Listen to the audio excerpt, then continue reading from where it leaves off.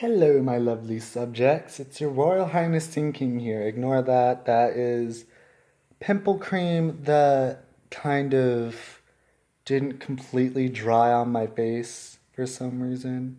It didn't completely soak in because, as you can see, I still have acne, but it's been going away recently because my doctor, um, I'm on a medication for anxiety and depression and one for acne. I'm taking minocycline for my acne, and I don't know the names of the ones I'm taking for depression and anxiety, but I will say I am better with the anxiety than I was before I started taking the medication I am taking, but I'm not completely fine from my anxiety. Like, I'm not completely cured from it. And like with my depression, I'm sort of happier, but there's still some of it there. But I mean, my boyfriend helps that. I have a new boyfriend. He doesn't want me mentioning his name yet, but he did say that he wanted me to mention that he exists on my channel. So now you guys know I'm not single anymore. We've been together for almost 2 months now. Our 2 month is coming up on June 7th next month, 2 days before my birthday. And also, June 7th is the same day that Motionless in White is releasing the Disguise album. I'm so excited for the new Motionless in White album. I cannot fucking wait for Disguise. Anyway, so last time I talked to all of my lovely subjects, Mr. Scene King here told all of you that I was gonna give you a story time of how I got into my girl Avril Lavigne. So you can finally find out how I got into my girl Avril Lavigne. I'm so sorry I made you guys wait so long. You guys probably stopped caring at some point, but I'm still giving this to you whether you like it or not. So I got into Avril Lavigne around 2004, 2005, somewhere in there when I was in kindergarten. Like, same thing with Panic at the Disco. And the very first Avril Lavigne song I remember hearing was Skater Boy from the Let Go album, her very first album that she ever released. If you guys remember in my story time I did last time, I can't say last week because it's been a while, and I'm sorry about that, but in my last story time, I said I would try to listen to every Avril Lavigne album before I did this story time, and I did do that. Thank God. I love her even more than I did before now. She's always been one of my girls. Now she's like in the top three, pretty much. So, let's go through her albums and see what I knew before I listened to every single one of her albums. Let's start with Let Go, her very first album that she released. Before I listened to the entire Let Go album, I knew Losing Grip, Complicated, Skater Boy, I'm With You, and Mobile. After listening to this entire album, I would have to say my favorite song would either be Losing Grip or Too Much to Ask or Naked. One of those three would be my favorite from Let Go. Under My Skin, her second album. Before I listened to this whole thing, I knew Don't Tell Me he wasn't.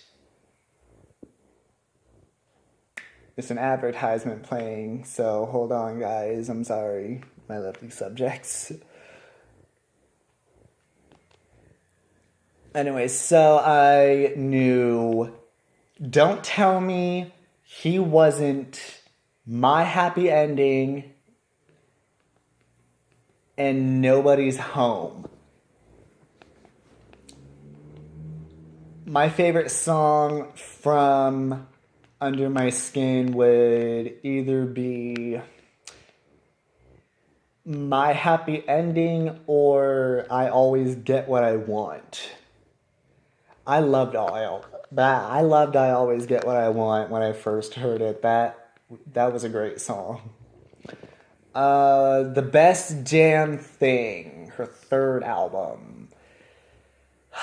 Before I listened to Avril Lavigne's The Best Damn Thing album, I knew Girlfriend, Runaway, When You're Gone, Hot,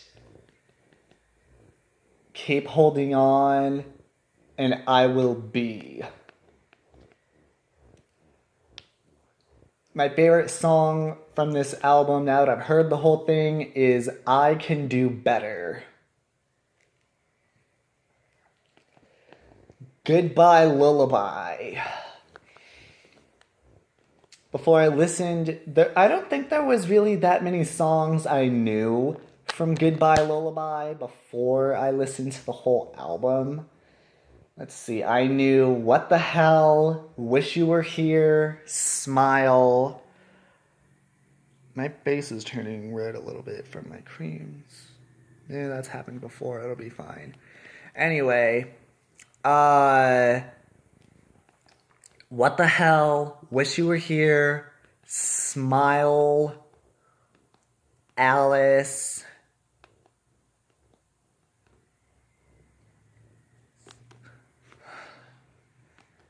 Sorry, YouTube's being weird. I have to start over again. What the Hell, Wish You Were Here, Smile, Alice, and that's it. That's all I knew from Goodbye Lullaby. My favorite song from Goodbye Lullaby is definitely What the Hell.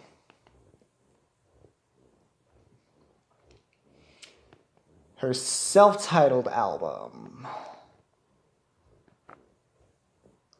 What did I know from the Avril Lavigne album before I listened to the whole thing? I didn't know that much from this either. I knew Here's to Never Growing Up. There's an advertisement playing again. This is why YouTube irritates me when I'm not making videos.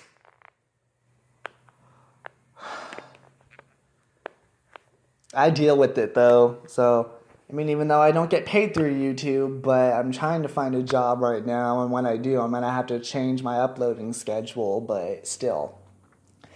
Anyway, Avril Lavigne's self-titled album. Before I listened to this whole thing, I knew Here's to Never Growing Up, Let Me Go featuring Chad Kroeger, Give You What You Like, and Hello Kitty. Now that I've listened to this whole thing, my favorite song from this album is still Hello Kitty. I love that song. Head Above Water. I listened to the Head Above Water album maybe like a day or two after she released it. And I did listen to the Head Above Water single and Tell Me It's Over. So I can't really say there were any songs that I knew besides the two singles that she released before she released the Head Above Water album. But I will say my favorite song from this album is Tell Me It's Over.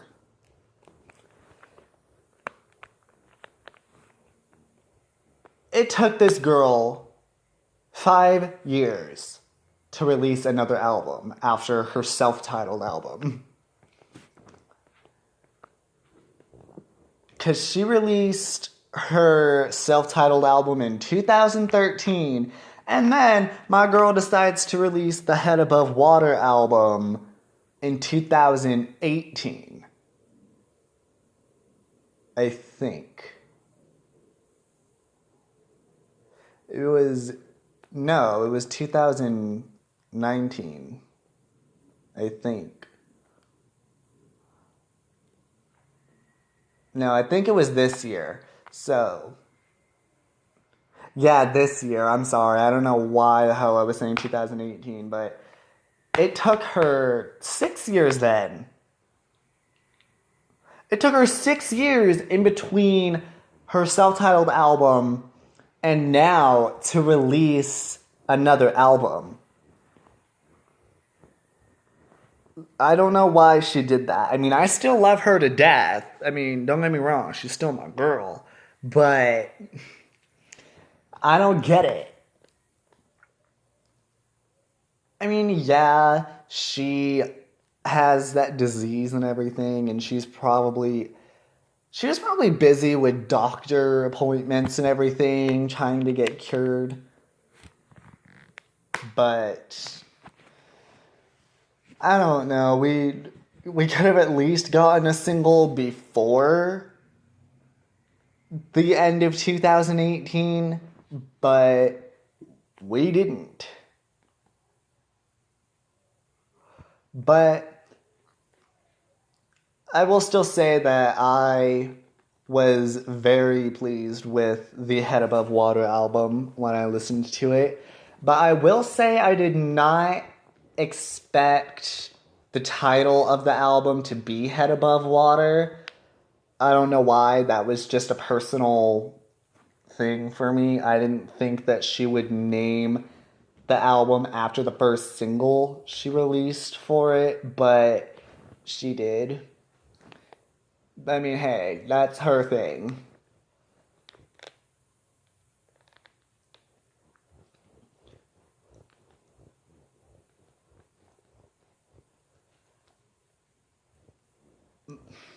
My favorite song from Head Above Water is Tell Me It's Over.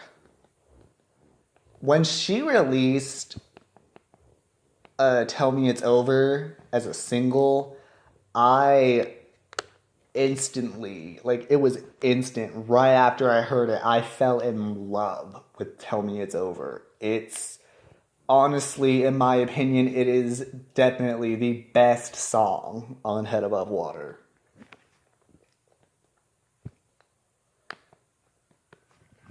Hopefully we don't have to wait 5 years again to hear something else from her. I mean, 6 years. But still.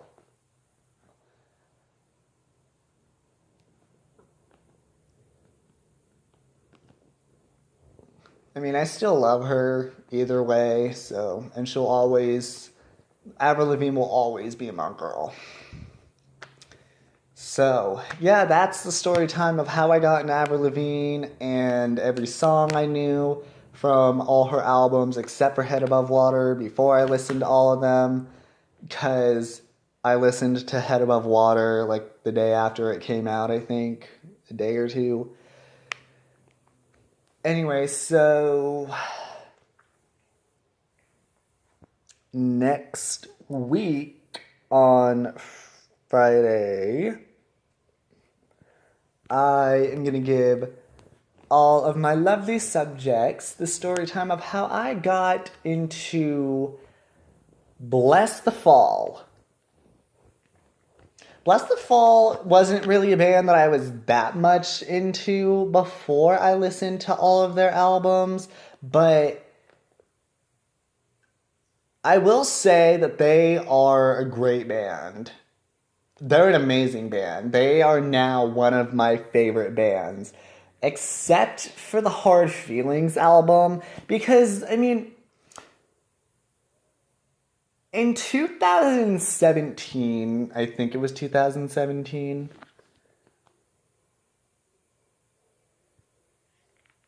It was either 2017 or last. No, it was last year. Never mind. I don't know why I keep screwing up dates. Um, Last year, when Bless the Fall released the Hard Feelings album, I was not that impressed with it. Like, I mean, don't get me wrong. I do love Bless the Fall, and they are one of my favorite bands. But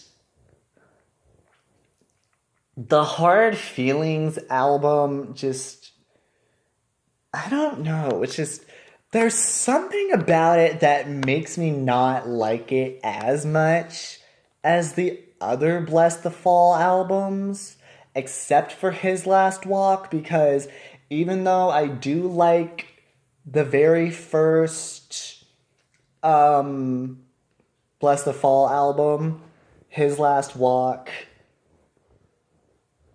it doesn't sound that great because His Last Walk was recorded with Craig Mabbitt when he was the lead singer of Bless the Fall, way before Ronnie Radke got kicked out of Escape the Fate and was replaced with Craig Mabbitt. And I don't know. I mean, Bless the Fall is one of very few bands that has a lead singer that is not the original lead singer of the band, that I think has a better lead singer now than they did when they had the original lead singer, but I'm going to get more into that next week. Anyway, so yeah, next week I'm going to tell you guys all about how I got into Bless the Fall. So, this has been Scene King. I will see all of my lovely subjects in my next video.